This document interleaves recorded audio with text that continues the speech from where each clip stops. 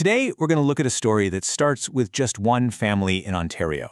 But what you're going to see is how it quickly opens up into a much larger problem. A story about a promise made by a government and what happens when that promise gets broken. So meet Leon. For his entire life, his mother has been his rock. She's been his primary support system, his constant, really his safety net in a world that isn't always designed to be accessible. And this quote right here, it just cuts to the absolute heart of the matter. It captures that deep, emotional toll of knowing the one thing you've relied on your entire life is suddenly, terrifyingly at risk. It's an overwhelming kind of fear and uncertainty. All right, so let's get into our first section, a sudden new reality. Because for Leon, that uncertainty, it became his harsh reality, and it happened almost overnight. Let's just walk through this timeline for a second. On February 7th, his mother, who was already dealing with Alzheimer's, had a really severe stroke. The doctors were very clear, she was not coming home. And just a few weeks later, by March 1st, Leon was essentially on his own, forced down a path of independence he was never, ever prepared for. I mean, the change was just immediate, and it was total. The 24-hour care and support his mom provided was simply gone. In an instant, he was thrust into this situation where his most basic, fundamental needs were no longer guaranteed. So, in a crisis like this, there are supposed to be systems that kick in. And in a province like Ontario, they do exist. Well, at least they exist on paper. So this is the official framework. It's not one single law, but a collection of them, a patchwork, as the source material calls it, of different acts and programs. Now, their stated goal is to make sure people with disabilities can live with dignity and independence.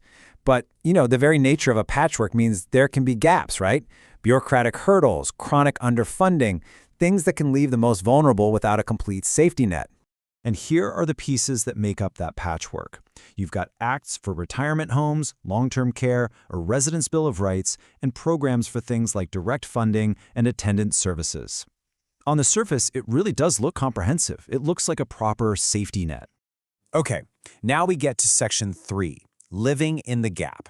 This is where the story takes a sharp turn, because there is a massive, massive gap between that promise on paper and Leon's actual day-to-day life. And you can see that disconnect right here in the starkest terms. What Leon needs is constant, 24-hour care. He needs immediate assistance, stability. What's his reality? Personal support workers, or PSWs, who show up just once every 4 hours. So instead of immediate help, he's just waiting. And instead of stability, he gets constant uncertainty. And really think about what that means. We're not talking about complicated medical stuff here. We are talking about the most fundamental parts of a day, like simply getting out of bed. For Leon, just starting his day now depends entirely on waiting for someone else to arrive. So that brings us to Section 4, a province falling short. Because this gap in care isn't just about one person's schedule. Leon's story is really a symptom of a much larger, systemic issue. A whole provincial promise that is falling way short. And all of this is happening against the backdrop of a pretty significant deadline. You see, the province of Ontario has a formal government mandate, a promise, to be fully accessible by the year 2025. But here's the thing. Even with that mandate fast approaching, the province is reportedly facing what some are calling an accessibility crisis. And the consensus from multiple reports is crystal clear.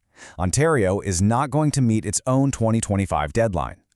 In this quote, it just brings it all home. It connects that high-level policy failure directly to the human cost. For Leon and his mother, the promise wasn't just delayed, it was broken, and the consequences have been totally life-altering. So when you're faced with a reality like this, you have to ask, where do we go from here? And while it can feel pretty overwhelming, the sources we looked at are clear that frustration can actually be channeled into real action. When you boil it all down, Leon's experience just lays bare this really frightening gap. On one side, you have these government promises of dignity and support, and on the other, you have the lived reality of waiting for help with the most basic human needs. And the call to action that's proposed in the source material is actually really direct and powerful. First, recognize that this gap is a real issue. Second, know that as a citizen, you actually have power. And third, use that power. Write a letter to your member of parliament. Share your concerns. Make sure these stories are heard by the people who make the laws. And so that leaves us with this final big question to think about. When the systems designed to protect people fail to match the reality of their needs, who is responsible for bridging that gap. Right now, it's people like Leon. And the question is, should it be?